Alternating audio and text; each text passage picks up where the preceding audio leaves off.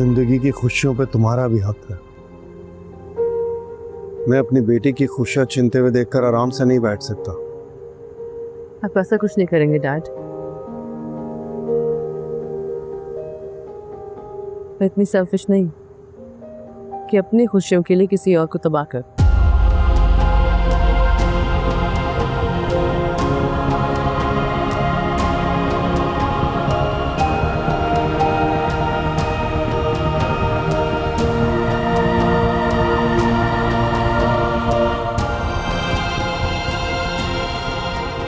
मैंने ताहिरा से कह दिया वो मलिया को शॉपिंग करने के लिए ले जाएगी।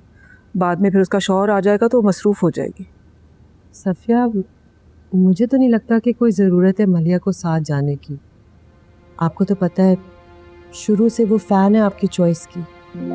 अरे नहीं नहीं, मलिया अपने वलीमे का जोड़ा खुद पसंद करेगी। 100 अरमान होते हैं लड़कियों के। अच्छा कनीज़ फातिमा, मैं रखती हूँ, हसन आ गए। मेरा सलाम दीजिएगा हसन को। हाँ हाँ दे दूँगी। अल्लाह हाफिज। बेटी की शादी है और घर में कोई रौनक ही नहीं है। क्या बात है, तुम भी बुझी बुझी सी हो और घर भी ऐसे लग रहा है। घर की रौनकों का बड़ा ख्याल है आपको, और बेटे की खुशियों का कोई एहसास नहीं है। क्या मतलब? आपको नजर नहीं आ रहा खिजर कितना बुझा बुझा सा रहता है? ये उसकी जिंदगी के अहम तरीन दिन है, लेकिन उसके मुंह पे मुस्कुराहट ही नहीं है। अरे शादी के बाद लड़के ठीक हो जाते हैं। ये निकाह के 2 बोल पड़े जाएंगे ना, उसमें इतना वजन होता है कि मियाँ बीवी में मोहब्बत हो ही जाती है। खिजर भी ठीक हो जाएगा शादी के बाद। अल्लाह करे कि ऐसा ही हो। इंशाल्लाह ऐसे ही होगा। तुम क्यों परेशान हो? वैसे है, बहुत ही प्यारी बच्ची है, बड़ी सुलझी हुई नेक बच्ची है माशाल्लाह। कौन? मरियम। और कौन? उसका जिक्र कहाँ से आ गया? है? उसका जिक्र कहाँ से आ गया? ये जो घर में इतनी खुशियां मनाई जा रही हैं ये उसी की बदौलत है। वो अगर खिजर को शादी पे आमादा ना करती तो घर में तबाही मच जाती। तुमने तो तारीफों के पुल बांध दिए। ऐसा क्या किया है उसने? आपको पूरी तरह अंदाजा है कि ऐसा क्या कर दिया उसने। खिजर के इनकार से जो तूफान आता ना अनवर की तरफ से, उसे रोक दिया है। हमारा बेटा हमसे बदजन होकर हमें छोड़ के चला जाता हमेशा के लिए, उसे रोक दिया है। इतनी बड़ी कुर्बानी उस बच्ची ने दी है सिर्फ इस घर को बचाने के लिए। अच्छा बस कर दो ये तारीफनामा। कैसे बस कर दूं? क्या क्या बातें नहीं सुनाई आपने उसको और उसकी माँ को। कोई और लड़की होती उसकी जगह तो हमारे बेटे को उड़ा के ले जाती सिर्फ अपनी माँ का बदला उतारने के लिए, लेकिन वो बेचारी अब भी हमारा सोच रही है। हम चाहे भी तो उसके एहसानों का बदला कभी नहीं उतार सकते।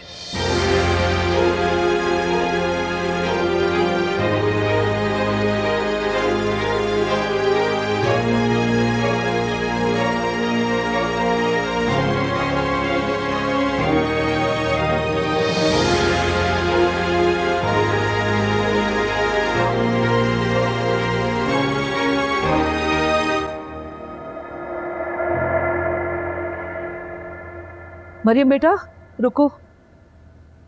जी आंटी, मैंने तुमसे बात करनी है। जी बताइए। कहाँ थी सारा दिन?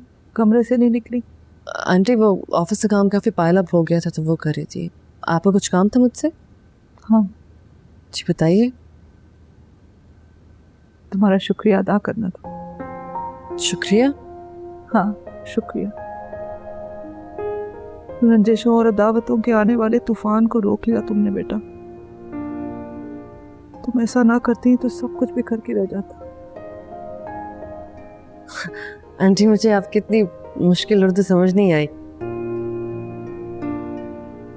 लफ्ज़ समझ नहीं आए लेकिन मतलब तो खुद समझ गई होंगी ना तुम। इस घर में आज जो सुकून और इत्मीनान है वो सिर्फ तुम्हारी वजह से है। मैं तुम्हारा ये एहसान कभी नहीं उतार सकती बेटा। मैंने ऐसे क्या किया आंटी? जब जवान बेटा बागी होके बाप के सामने खड़ा हो जाए तो माँ के दिल को कितनी तकलीफ होती है, शायद तुम्हें इसका अंदाजा नहीं है। तुमने साहब को भड़कने से पहले ही ठंडा कर दिया बेटा। मैं तुम्हारा ये एहसान कभी नहीं भूल सकती। मैंने ऐसा कुछ भी नहीं किया। शायद सब कुछ ऐसे ही होना था।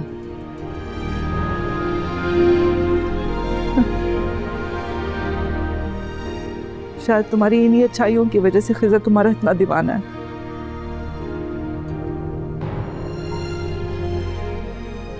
तुम बहुत अच्छी हो मरियम, तुम्हें देखती हूँ तो तुम्हारी माँ का ख्याल आता है।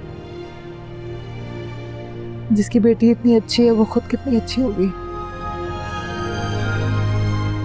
मेरी वजह से आप मेरी मामा को इतने अच्छे लफ्जों में याद कर रही हैं, मेरे लिए यही बहुत खुशी की बात है। आज वो जिंदा होती ना तो मैं हाथ जोड़ के उससे माफी मांगती। उसके साथ अच्छा नहीं हुआ मरियम, उसके साथ हुए जुल्म और ज्यादती की माफी मांगती मैं। तुम भी सोचती होगी कितने अजीब लोग हैं, मरे हुए लोगों से माफी मांगते हैं और जिंदा लोगों के साथ ज्यादती करते। लेकिन यकीन मानो,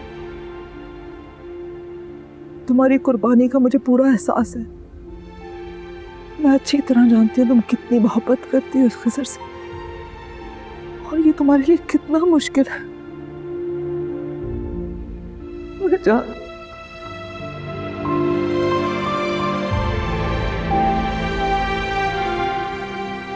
आंटी, अभी बातों का वक्त नहीं है, शादी की तैयारियों का वक्त है।